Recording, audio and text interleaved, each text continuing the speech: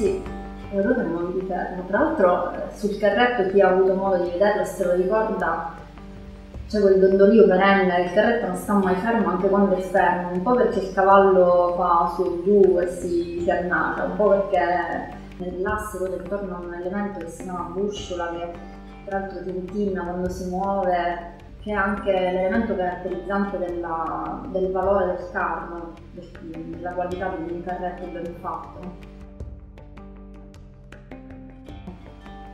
E non sta mai fermo il carretto, si dondola sempre.